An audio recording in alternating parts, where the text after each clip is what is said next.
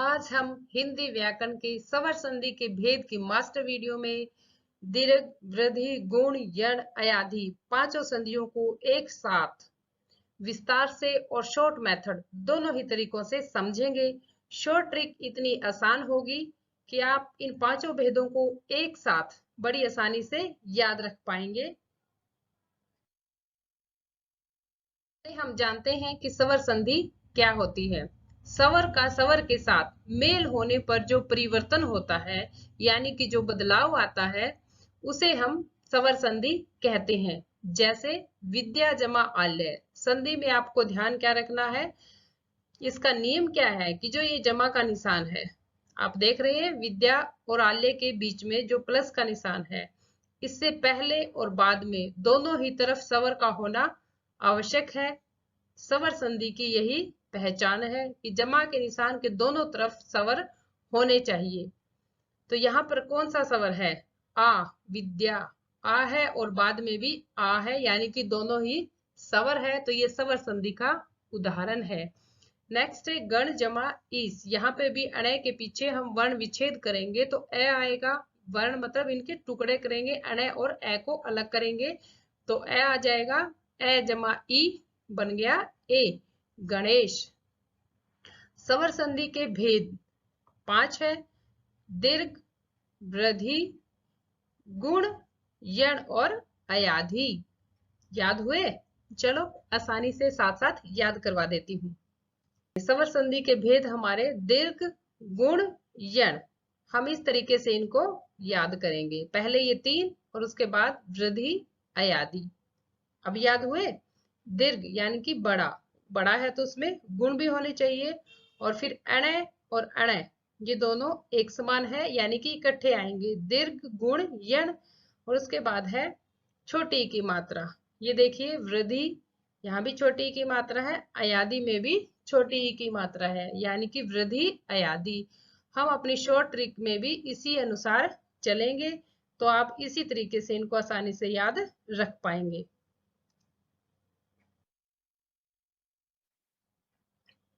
पहले हम विस्तार से देखते हैं अपनी दीर्घ संधि को। हर्षो या दीर्घ, हर्षो का अर्थ होता है छोटा और दीर्घ का अर्थ है बड़ा यानी कि छोटा या बड़ा। ए आ ई उ के बाद हर्षो या दीर्घ ए आ ई उ आए तो दोनों मिलकर आ ई उ में बदल जाते हैं यानी कि ए आ ये 2 है, ई और उ। अब एग्जाम्पल में मैं आपको समझाती हूँ कि जो हमारा जमा का निशान है, ये देखिए जैसे में प्लस के निशान से पहले और बाद में, यहाँ कंडीशन क्या है दीर्घ संधि में कि प्लस के निशान से पहले और बाद में यदि ए आ में से कोई भी आता है, पहले ए हो या बाद में ए हो यानी कि आगे पीछे दोनों में से, चाहे दोनों आ हो दोनों ए हो कोई फर्क नहीं पड़ता, बस ए होने चाहिए। तो क्या हो जाएगा उनका आ में बदल जाएंगे यानी कि दीर्घ बड़े में बदल जाएंगे। इसी तरह दोनों अगर ई है तो क्या हो जाएगा, बड़ी ई में बदल जाएंगे। उ है तो बड़े उ में बदल जाएंगे। तो यही दीर्घ संधि की पहचान है। उदाहरण देखते हैं हम, छात्र जमा आवास। यहाँ पे त्रय के पीछे क्या है, ए है और आ है, ए आ यहाँ है हमारे, तो ए आ मिलके क्या बनेंगे, आ बनेंगे और आ की मात्रा हमने त्रय के साथ लगा दी है, छात्रावास। मही जमा इंद्र। एक बात और बता देती हूँ आपको मैं कि ये जमा के निशान से पहले वालों को तो हम संधि के अंतर्गत लेंगे, लेकिन जो ये आगे और पीछे के वर्ण है इनको हम एज इट इज आगे लिख देंगे क्योंकि इनमें कोई भी परिवर्तन नहीं होता है। सिर्फ प्लस के निशान से पहले और बाद इन दोनों में ही परिवर्तन यानी कि बदलाव होगा। ठीक है, बाकी यूं के यूं आगे लिखे जाएंगे, उन्हें हमें नहीं छेड़ना है यानी कि उनमें कोई भी बदलाव नहीं होगा। नेक्स्ट है मही जमा इंद्र, ई है और यहाँ भी ई है तो महेंद्र बड़ी ई हो जाएगा। वधु जमा उत्सव, तो यहाँ भी बड़ा ऊ है और बाद में छोटा ऊ है तो ये दोनों ही ऊ मिलके क्या बन जाएंगे, बड़े ऊ में बदल जाएंगे। तो वधुत्सव बड़े ऊ की मात्रा लग जाएगी। नेक्स्ट है हमारा गुण संधि। ए या आ के बाद ह्रस्व या दीर्घ, ह्रस्व मीन्स छोटा या बड़ा, ई उ और री हो तो क्रमशः यानी कि इसी क्रम से ए, ओ और अर में बदल जाते हैं। जैसे स जमा उदाहरण, तो हम जमा के निशान से पहले और बाद वाले दो ही वर्ण को चेक करेंगे। दा है रण, ये यूं का यूं हम आगे लिख देंगे क्योंकि इसमें कोई परिवर्तन नहीं होना है।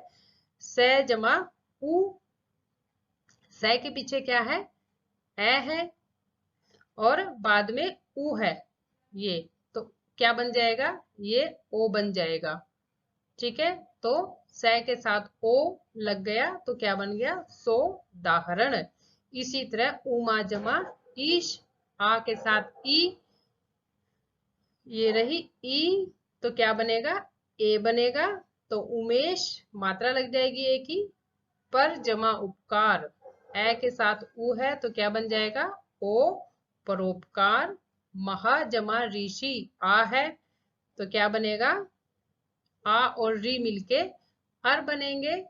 ठीक है, ए जब है के साथ लगेगा तो है पूरा हो गया मह, और रे जो था, रे देखो हलंत वाला है ना यहाँ पे, ये रहा इधर रे, ध्यान रखना हलंत वाला है तो आधा है, तो यानी कि ये श के ऊपर चला जाएगा महर्षि। जब हम इसके महर्षि के वर्ण विच्छेद करेंगे तो हमें अर वहां से प्राप्त हो जाएगा।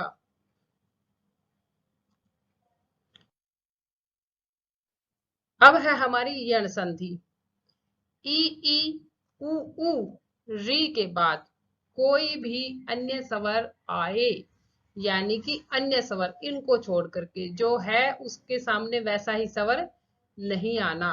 ये तीन पेयर है ई उ और री, तो इनके स्थान पर य, व और रे हो जाता है, यानी कि ये व रे में बदल जाते हैं। जैसे अति जमा अधिक, अब यहाँ पे क्या आया, ई जमा ए, तो ई के सामने ई आएगी तो क्या होगा, तो वो हमारा दीर्घ संधि में चला जाएगा, इसलिए यहाँ पर कहा गया है कि कोई अन्य स्वर। ठीक है, ई और ए मिलके क्या बनेंगे, ये बनेंगे। कर्मश्य का मतलब यही है, इसी क्रम से, यानी कि ई का ये, उ का व और री रे में बदल जाएंगे। तो ई हमारी किस में बदल जाएगी, ये में। और तय आधा कैसे हुआ, क्योंकि हमने तय से ई को अलग कर दिया था, इसलिए तय जो था स्वर के अलग होते ही आधा हो गया, और ई और ए मिलके ये बन गए, तो ये यहाँ पर हमने पूरा लिख दिया है, तो ये बन गया अत्यधिक। नी जमा ऊन, ई और ऊ मिलके क्या बने, ये। अब यहाँ पे आप ध्यान रखना, कहीं आप, कई बच्चे यूं सोचते हैं कि ऊ आ गया तो वह आना चाहिए था, प्लस के निशान से पहले कंडीशन क्या है कि ई उ री जो है ये हमारे, ये प्लस के निशान से पहले आने चाहिए इस रो में। ठीक है ना, यानी कि जमा के निशान से पहले ई, यहाँ पे है ई, यहाँ पे उ, बाद में कोई भी स्वर आ सकता है।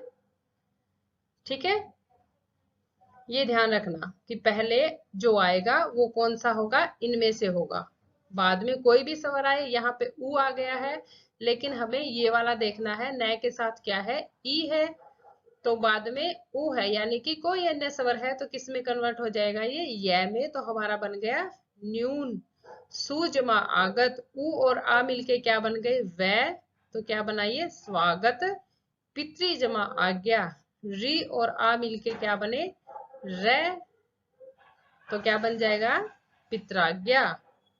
वो कैसे, क्योंकि त्रि जो है ये हमारा एक संयुक्त व्यंजन है। संयुक्त व्यंजन में क्या होता है, त्रय जो है वो तय और रे को मिला के बना है। तो यहाँ भी क्या है कि ये देखिए, हमने यहाँ से रे अलग कर दिया तो क्या बच गया, तय बच गया ना, और वापिस हमें क्या मिला, ऊपर से री के बाद जो मिला हमें, री और आ को मिला के हमें रे प्राप्त होता है, तो तय और रे दोनों मिलके क्या बन जाते हैं, त्रय बन जाते हैं। क्या बनेंगे? त्रय। ये हमारा एक संयुक्त व्यंजन है। ओके, ये ध्यान रखना। ये त्रय, तय और रै को मिला के हमारे 4 संयुक्त व्यंजन है हिंदी में। मातृ जमा उपदेश, मातृ री और उ मिलके क्या बन जाएंगे? त्रय बन जाएंगे। और उ की मात्रा साथ लगेगी, मातृपदेश। ये हमारे नोट में मैंने लिखा हुआ है। ये ध्यान रखना कि अन्य स्वर की जो मात्रा है वो संधि करते हुए साथ लगेगी। कैसे? जैसे नी जमा ऊन, ऊ है तो ये ऊ की मात्रा जो भी यहाँ पे बदलेगा, जैसे ये आना था तो ये के साथ ऊ की मात्रा लग जाएगी। सु जमा आगत, आ का हम डंडा लगाते हैं, यानी कि मात्रा एक डंडे के रूप में होती है। तो ऊ के साथ क्या बदल आना था? यहाँ पे वे आना था तो वे के साथ हमने आ की मात्रा लगा दी है। पितरी री के साथ ये आ, त्रा बना था, आ की मात्रा लगा दी। यहाँ पे ऊ है, मातृ के बाद ऊ है तो हमने ऊ की मात्रा लगा दी। तो ये ध्यान रखना कि यण संधि में जो मात्रा है अगले वर्ण की, स्वर की, वो उनके साथ ही लगेगी। नेक्स्ट हमारा वृद्धि संधि। ए आ के बाद ए ऐ ओ औ आए तो क्रमशः है ऐ औ हो जाता है, यहाँ भी बड़ा हो जाता है ए आ के बाद। ठीक है, जैसे सदा जमा एव, आ और ए है तो क्या बन जाएंगे?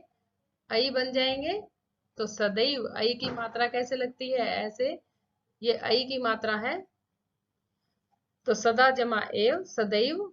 मत जमा ऐक्य, ए है ऐ है तब भी बड़ा ही बनेगा ना, मतैक्य। परम जमा ओजस्वी, मैं के पीछे ए है बाद में ओ है तो औ बन जाएगा, परम ओजस्वी। इनमें क्या अंतर है कि वो अकेली मात्राएं हैं यहाँ पे डंडे के साथ, यानी कि औ की मात्रा ऐसे लगेगी, वो अकेली लगेगी दोनों। ठीक है। वन जमा औषधि, वनौषधि। नेक्स्ट है हमारा अयाधि संधि। ए ऐ ओ औ के बाद कोई स्वर, वहां पे था कोई अन्य स्वर, यहाँ पे है कोई भी स्वर आए तो क्या हो जाएगा? क्रमशः अय, आय, औ, आओ हो जाएगा। यहाँ पे भी वही है कि स्वर की मात्रा जो है वो संधि करते हुए साथ लगेगी, जैसे कि हमारी यण संधि में थी। तो चे जमा अयन, चे, ए और ए मिलके क्या बनेंगे? ए। यहाँ पे ध्यान ये रखना है कि चारों जो है इनकी अलग अलग सत्ता है चारों की, यानी कि चारों के साथ अन्य स्वर कोई भी स्वर मिलेगा तो उनका अलग परिवर्तन होगा। छोटी ए है तो अय बनेगा, आई है यानी कि बड़ी ए है तो आय बनेगा, ओ है तो औ, और औ है तो एक डंडा यहाँ पे फालतू, यानी कि औ का आ साथ आएगा, आओ बन जाएगा। तो यहाँ पे ए और ए है तो क्या बनेगा? अय। चय के साथ है मिल गया और ये आ गया चयन। गई जमा इका, बड़ी ए है, आई है मतलब गई तो क्या बन जाएगा? आ, ये आय साथ लगेगा तो गायिका। हो, ओ जमा अन, हवन। भौ जमा उक, भावुक। आव है ना पीछे, ये देखो। ठीक है, चलिए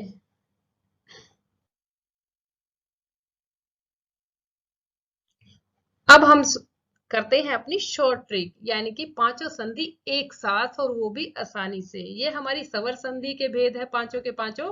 तो इसके लिए हमें सबसे पहले स्वरों के बारे में, संधि करने से पहले हमें स्वरों के बारे में ज्ञान होना चाहिए, तभी हम इन पांचों को अच्छे से समझ पाएंगे।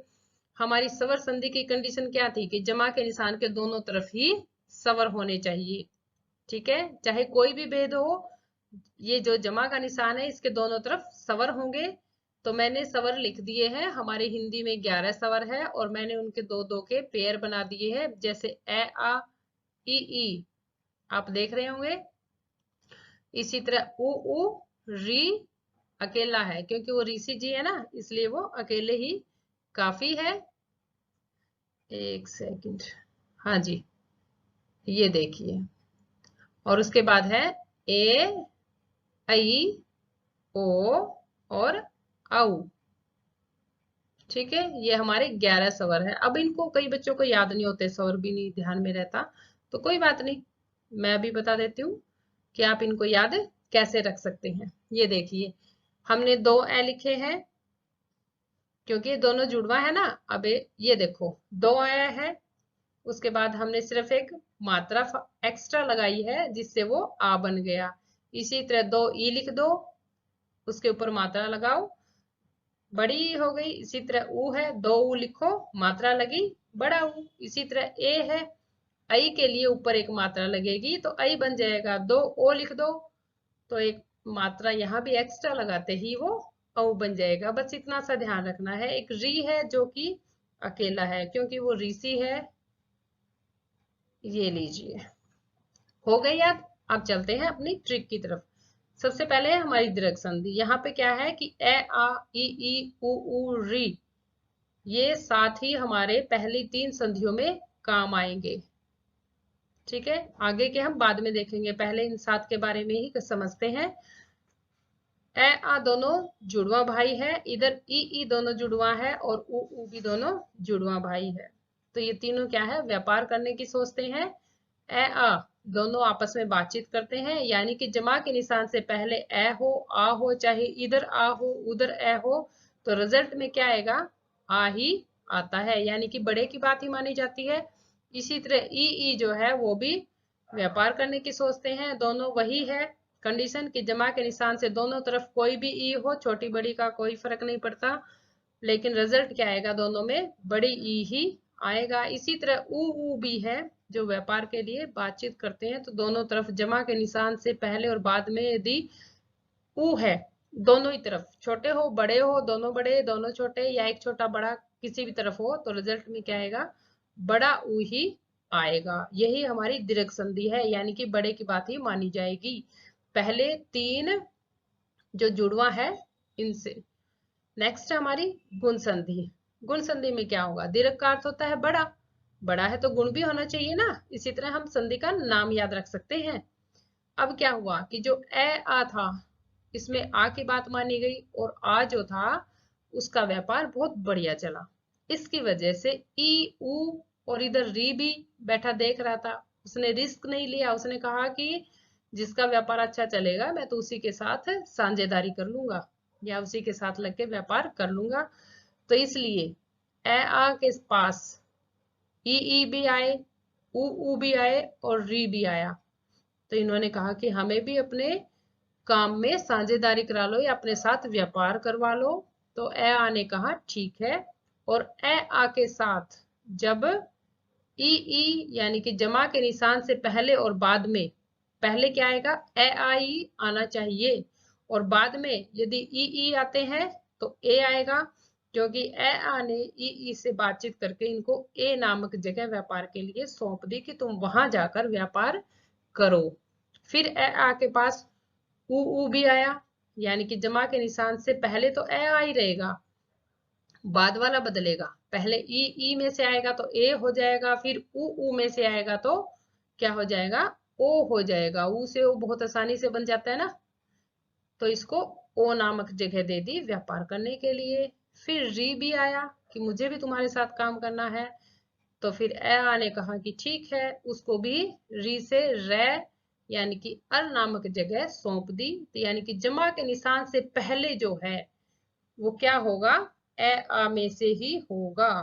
ठीक है, ये देखिए, जमा के निशान से पहले कौन सा होगा, ए आ ही होगा, और बाद में यदि ई है तो ए बनेगा, ऊ है तो ओ बनेगा, और री है तो अर बन जाएगा।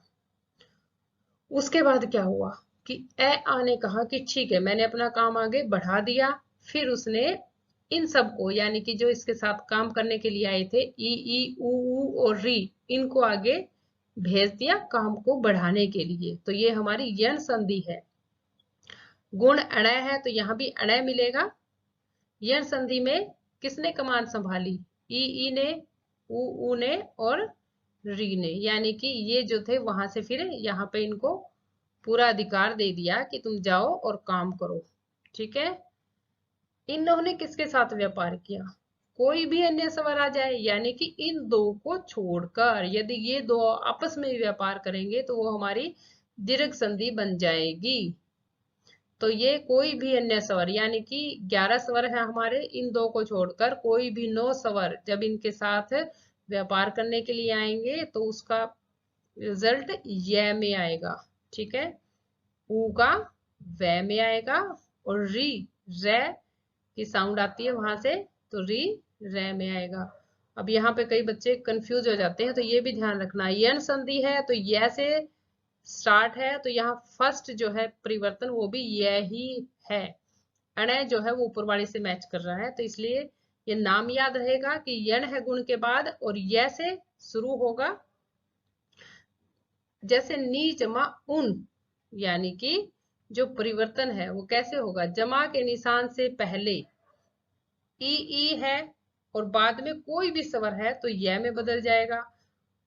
जमा के निशान से पहले ऊ है और बाद में कोई भी स्वर है तो वो व में बदल जाएगा।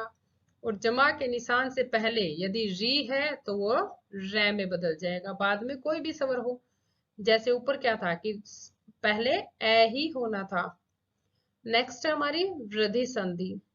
अब यहाँ पे तो व्यापार चल पड़ा, यानी कि किसी से भी वो करने लगे। हमारी 3 संधियां समाप्त हो गई है और 3 संधियों में हमारे सिर्फ 7 स्वर ही हमने प्रयोग किए हैं, बाकी 4 बच गए हैं। अब हम देखते हैं कि ए आ जो है वो अपना व्यापार कैसे बढ़ाएगा। वृद्धि संधि में ए आ ने सोचा कि क्यों न मुझे व्यापार दूसरे देश में भी चलाना चाहिए, वहां भी मुझे इसको बढ़ाना चाहिए, खाली नहीं बैठना चाहिए। तो उसने फिर क्या किया, ए आई और ओ औ से बातचीत की। किसने की, ए आ ने, यानी कि जमा के निशान से पहले क्या आएगा, ए आ ही आएगा और बाद में ए आई और ओ औ आएंगे। तो ये बात करने के लिए गया है, तो इसलिए मानना किसकी पड़ी इसको बातें, आई की, उन यानी कि उन दोनों में से जो बड़ा था उसी की बात इसने मानी है। तो यहाँ पे आई की और यहाँ पे औ की बात मानी, यानी कि जमा के निशान से पहले ए आ ही आएंगे, लेकिन बाद में यदि ए आई आते हैं तो आई बनेगा और बाद में यदि ओ औ में से कोई आएगा तो औ में बदल जाएंगे। उसके बाद है हमारी अयाधी संधि।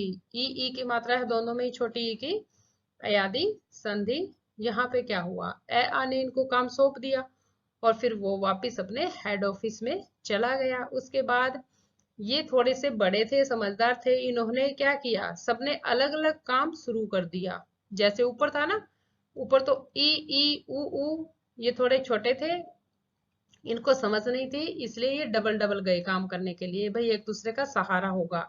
लेकिन ये थोड़े से बड़े थे, समझदार थे, इसलिए ये अकेले अकेले गई, यानी कि ए अलग, आई अलग, ओ अलग और औ अलग। इन्होंने किसके साथ व्यापार किया, बाकी सब तो अपना अपना काम कर रहे थे, इनके लिए कौन बचा, इन्होंने भी फिर वही किया कि कोई भी सवर आ जाए, यानी कि ये स्वयं भी अपने सामने आ सकते हैं व्यापार के लिए। तो कोई सवर, तो क्या उसका रिजल्ट आया, ए का अय। अब ये अय कैसे याद रहेगा, हमारी संधि ही अयाधी संधि है, तो यहां से ध्यान रखना कि ये अय यहीं से आया है हमारे पास। तो ए के साथ कोई स्वर जब काम करेगा तो क्या आएगा, अय, आई के साथ आय, ओ के साथ अव और औ के साथ आव। ये ए क्यों आया, क्योंकि ए ने जो था इनके साथ कॉन्ट्रैक्ट किया था कि भाई तुम काम कहीं भी करो लेकिन मेरी जो स्टैंप है वो साथ चलेगी, तो इसलिए हर एक के साथ ए आ लग गए, यानी कि उसकी मोहर लग गई। आई ए छोटा है तो ए आ गया इसके साथ, आई बड़ा है तो आ गया, यहाँ पे देखो आय में, ओ छोटा है तो ए आ गया और औ बड़ा है तो आ गया। बाकी क्या बने, ये यहाँ भी ये दोनों ही जगह, क्योंकि दोनों एक जैसे हैं, ये ए आई और बाद में व क्योंकि ओ औ ये दोनों भी एक जैसे हैं। फिर ये व को आप ध्यान रख सकते हो यण संधि के द्वारा भी। ई ने जब किसी अन्य स्वर से काम किया था तब भी यही आया था, जो कि ए आई का भी रिजल्ट है, और ऊ ने किसी अन्य से काम किया था तब व आया था, वही यहाँ पे है। तो अब हम उदाहरण देखते हैं, एग्जाम्पल अपने छात्र जमा आवास, तो ए और आ मिलके क्या बनेंगे, आ बनेंगे, जो कि हमारा ये वाला उदाहरण है छात्रावास। से जमा उदाहरण, ए और उ मिलके क्या बनेंगे, ये ओ बन जाएंगे, सोदाहरण। नी जमा ऊन, ई और उ मिलके क्या बनेंगे, ये था ना ये, तो क्या बन जाएंगे, नयून। मत जमा ऐक्य, ए और आई मिलके क्या बनेंगे, ऐ ही बनेंगे, तो मतैक्य। ऐ के ऊपर दो मात्राएं लगती हैं। नेक्स्ट है हो जमा अन, ओ और ए मिलके क्या बनेगा, औ बनेगा, तो क्या बनाइए, हवन। ओके।